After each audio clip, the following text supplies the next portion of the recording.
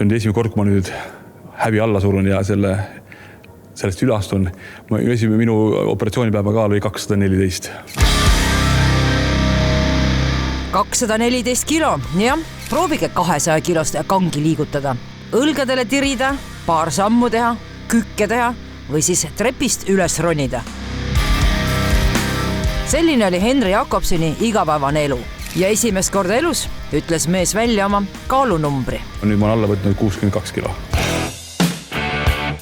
See häbi, mis kaasneb selle suure ülekaaluga, see võtab sul suure osa naudingust ära, mida sa muidu tahtsid teha. Alates sa ei läinud kuskile ujuma. Enda avalikus koht ei võtnud särki ära. Ja veel hullem oleks minna särgiga ujuma, kuna see tõmbab rohkem tähelepanu. Siis ma ei käinud spaas. Me läksime lastega spaasse, abikaasa läks nendega ujuma, mina istusin toas. Eks see alanduse tunne on niivõrd tugev. Kui ma läksin kuskile, ma ei tea, me ei käinud reisile kuskile, sest kui sa lähed lennukistmesse, nalja teed või? Vaene inimene, kes su kõrval istub vaata. Ja, et me ei käinud mitte kusagil reisimas, ma ei käinud ka väljas mitte kusagil, sellepärast ainuke asi, mida ma kandsin, oli dressid. Ainuke asi, mis mu selga läksid, oli dressid. Et ma olin 6XL ja praeguseks ma olen juba tõmmanud tagasi 3XL peale. Ma ei ole üheski otsast sale veel, aga ma olen palju paremas olukorras, kui ma olin siin 8 kuud tagasi. Henri Jakobson, blogija, elukutselt suitsetamisest loobumise terapeut ja 3 lapse isa. Mees, kes seisis alles aasta tagasi silmitsi surmaga. Veremürgitus. Ma sattusin haiglasse ja pandi paariks päevaks kooma. See veremürgitus, mis iseenesest peaaegu tappis mu ära, oli ka see miski, mis päästis mu ära. Nii suur kehakaal lööb ka vererõhu ülesse, toob diabeedi, aga Henri eiras kõiki haigusi, sest lihtsalt oli piinlik arsti juurde minna. Eriti kui see kaalunumber hakkab number 2-ga. See on väga suur häbi. See on niisugune alandus ja sa ei käi arstide juures. Sa tead seda, et sa saad mingi loohengu ja nad räägivad sulle, kui kahjulik see on, aga sa ei ole idioot, sa tead, et see on kahjulik. Sa ei tea, see on selline koht, kus sa oled kuskil üksi surud pea liivalla, et mitte sellega tegeleda. Aga nüüd ma olin silmitsi sellega, et mida ma olen tegemas ja mina 3 väikse lapse isana ei saa seda enda lubada. Ja see oli see hetk, kui ma pidin muutuma. Henri on ära proovinud kõik võimalikud dieedid, kuid kunagi pole jätkunud iseloomu, et muuta söömisharjumisi terveks eluks. Ja nii jäi Henrile viimaseks päästerõngaks kaalukirurgia keskus ja maovähendusoperatsioon. 20 aastat dieeti pidanud. Minu suurim kaaluprobleem hakkas siis, kui ma hakkasin dieeti pidama. Ja ma nägin seda, et see on minu jaoks viimane võimalus, et ma olen eluaeg mõelnud seda, et inimesi, kes opil lähevad, et see on just petmine, see on just kui nagu lõikamine või ma ei tea, päris töö viilimine, et ma olen alati mõelnud seda, et see ei ole minu tee, et ma olen selle alati endaks välistanud. Aga nüüd ma nägin seda, et inimesed, kes selle ära lahendasid, nad said oma elu tagasi. Ja mina juba selle 60 kiloga olen saanud oma elu väga suures osas tagasi. Elu 200+ kilodega oli Henrile paras katsumus. Kuigi jah, mees ei olnud voodihaige, liikus ta nii vähe kui võimalik. Suured probleemid oli liigesevalud ja kõik seljavalud ja mul läks vahepeal hommikuti 10-15 minutit enne, kui ma suutsin püsti ajada, panid jalad põrandale ja ootasid seal see, et need valud vähemaks läheks. Sest öö otsa, mis sa magad, mis iganes poosis sa oled, sul on kogu aeg valus. Aasta tagasi ma ikkagi otsisin alati võimalusi, et auto võimaliku lähedal parkida, leida, kas on kuskil lift.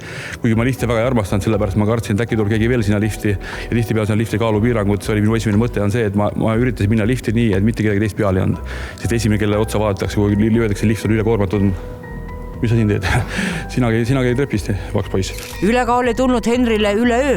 Kaalunumber hakkas kerima 6. eluaastast, kui temast sai emotsionaalne sööja. Mina olen terve elu sellega mingid valu kinni surunud. Oli selline suhteliselt katkine kodu ja selline isaga suhe oli selline, nagu lapsel ei peaks olema võib-olla. Nii et kõik on meie peas kinni ja küsimus ei ole ju ainult selles, et mida sa sööd, vaid lahendamist vajab hoopiski probleem, miks sa sööd. Me kõik teame, peaksime rohkem liikuma ja vähem sööma, et siis peaks kaal langema. Aga me oleme välja jätnud täiesti selle, et millal me sööme, miks me sööme, sest enam jällegi ülekaalulised me näksime. Ja me ei märka seda sellepärast, et me ei söö seda nälja pärast, vaid me sööme seda mingi emotsionaalsetel põhjustel. Kui stress tuli peale, võis Henri tunde ja tunde süüa, aga seda märkamatult näksides. Näksimine on hästi alateadlik tegevus. Ja kui ma hakkasin hetkel kõrvalt vaatama, et ma võib-olla söön 2 korda rohkem 2 toidu vahel, niimoodi ma ei pane isegi tähelegi mitte. Et lõpuks kui õhtusöögi aeg on käes, mul polegi täna eriti kõht tühi, päris hea, et nagu justkui on nagu kõik hästi. Aga tegelikult ma ei taibanud seda, et ma olin nende trippidega sinna köögi ja toa vahet võib-olla söönud mitmekordse õhtusöögi juba ära, niimoodi ma isegi tähele ei pannud. Henri ei salgagi, et tal on tagasilööki olnud ja neid hetki, kus tahaks kõigele käega lüüa ja vanadesse mustritesse tagasi minna. Paar nädalat peale operatsiooni ma ühel hetkel tavasin, et mul on suur stress. Tavasin tohutut stressi ja tohutut sundi minna see stress kuidagi toiduga täis toppida. Aga nüüd, kui sul on magu väike, sa ei saa seda enam teha ja sa oledki selle stressiga silmitsi. Nii ma taipasin seda, et esimene mõte oli see, et pidi ma seda tegema, oli mul see operatsiooni nüüd vaja. Ja et nüüd ma ei saagi sellega hakkama, aga umbes poole tunniga sain ma sellest raskusest üle ja sellest saadik olen ma pidanud õppima teisi viisi, kuidas stressiga toime tulla. Et ehk siis ma ei saa enam toiduga seda valu ja ängi kinni suruda, mis mul võib-olla peale tuleb. Maovähendusoperatsiooniga õmmeldi Henri magu viinapitsi suuruseks. Nii et toidukogused muutusid üleöö väiksemaks ja teiseks ei võta see uus magu enam rasvast ja magusat toitu vastu. Üks asi, mis kaalukirurgiga kaasneb, selle asja nimi on dumping syndroom.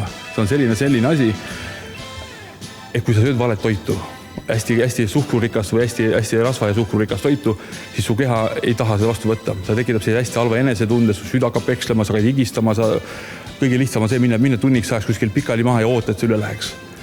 Ja see ei ole hea tunne, see on kohutatunne ja see hoiab mind väga hästi eemal valedest toitudest esiteks. Ja teiseks ma ei saa ennast üle süüa. Kui suured need riided, mis on siis 6XL-iga näite, ma isegi pole näinud sellist, on siin sees ka kirjas? Ei ole sees.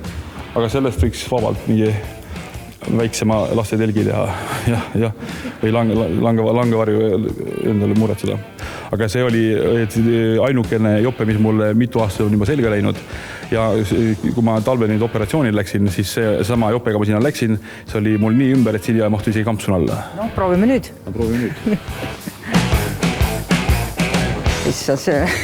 Kuule, see on sinu jaokski juba telk. Hakkab muutma külbe selliseks. Ja siia ei läinud kampsun alla? Siia ei läinud mitte midagi alla.